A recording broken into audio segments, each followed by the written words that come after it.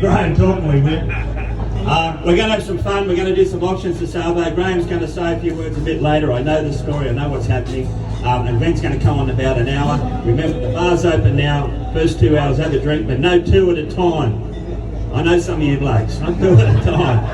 And then after that, cut the card. I had my smile.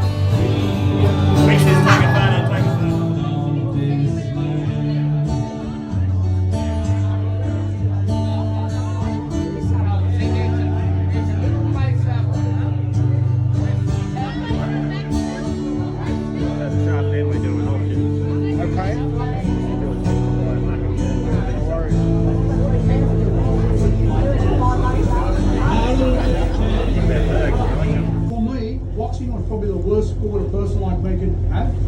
I was a little koori kid who grew up with low self-esteem, and as I got older I had this big ego, and the ego was fed by people in the boxing circle and stuff like that, the backslappers and the handshakers, and somebody who would low self-esteem. When people are doing that, I'm thinking, fuck, they all love me, you know, all this sort of stuff. And picked up my first drink at the age of 11, and I started smoking pot at 12.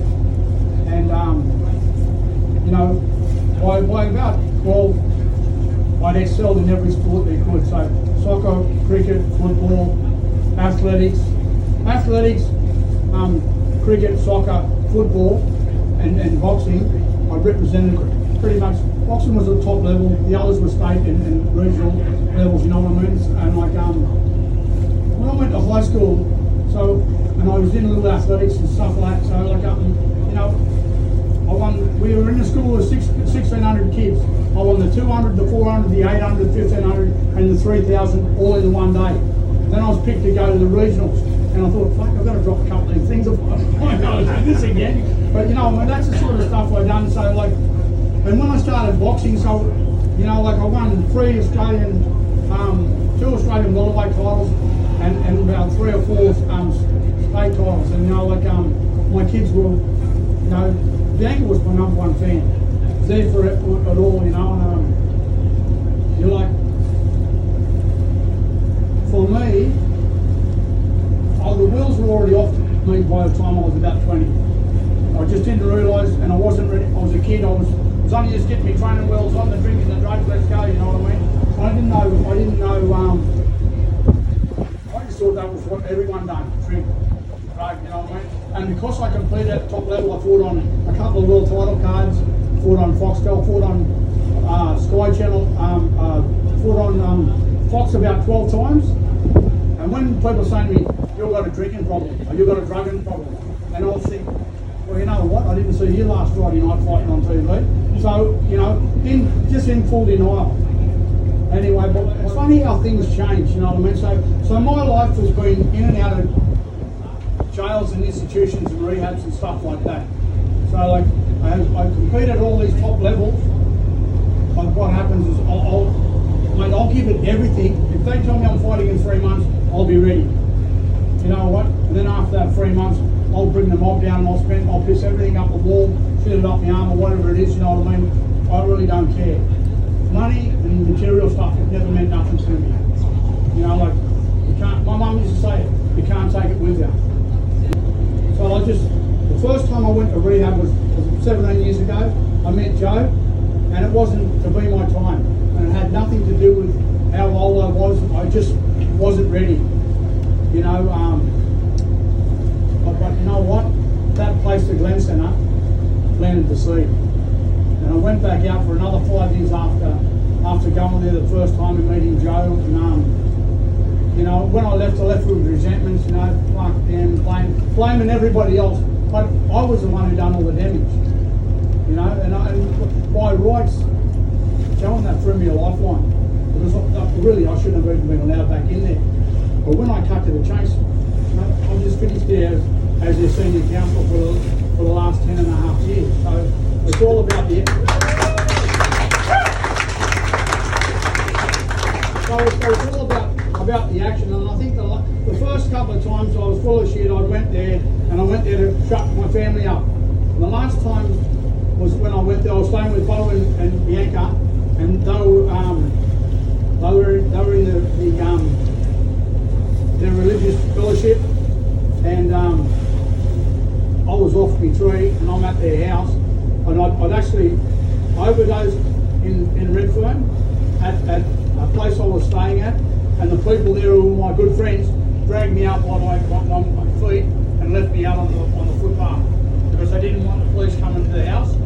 And these were people I thought were my friends. They robbed me while I was dead. I died that day twice.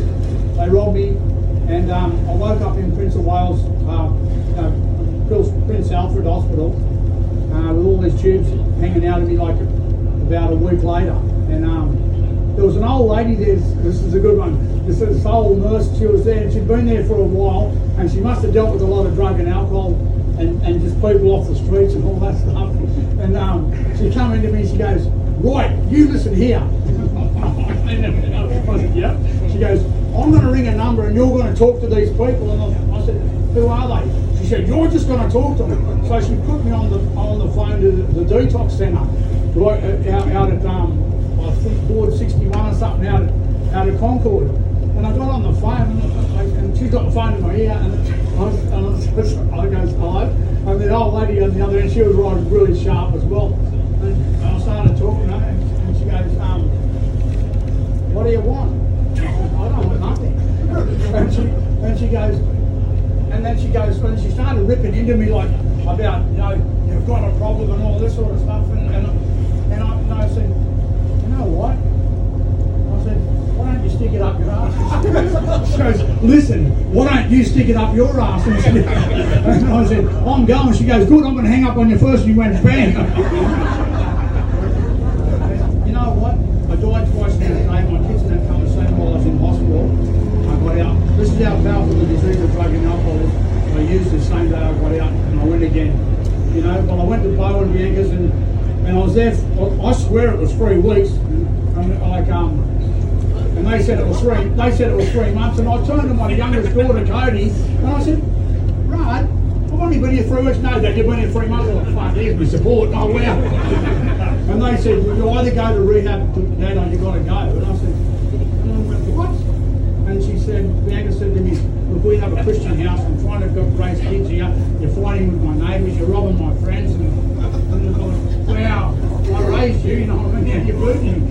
So I ended up back up to Glen, and probably about halfway through, Greg and Joe had a yarn to me, and they said, they were actually going to discharge me because of my behaviour. But when it was this time, I was really passionate, and I really wanted to get well, and I was so full of fear, you know what I mean? And Joe pulled me in, and he said to me, he goes, "You've got a resentment with me from last time." And I went, "Maybe." And he said, "Look," he said, "let's have an honest." So we've had plenty of honest conversations where we've told each other to get fucked. But you know what? He's never ever carried a grudge, and we've always moved through all this stuff. And sometimes we agree to disagree. And Joe said to me, "All right," he said, "I'll tell you what.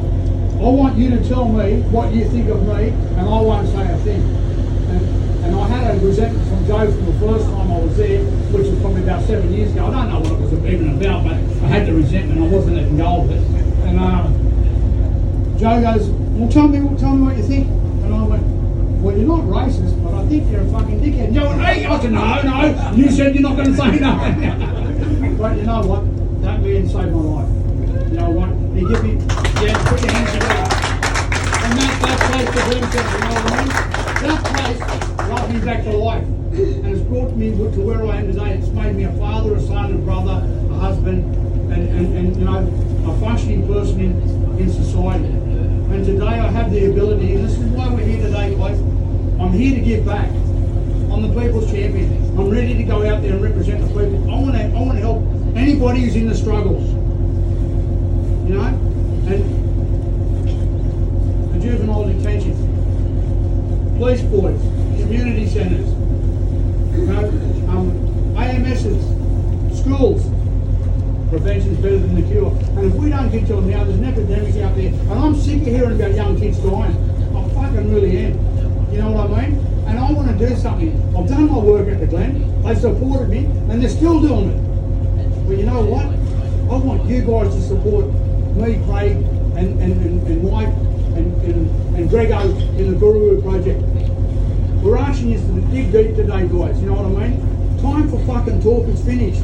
It's time for action. Let's come together. Let's do this stuff.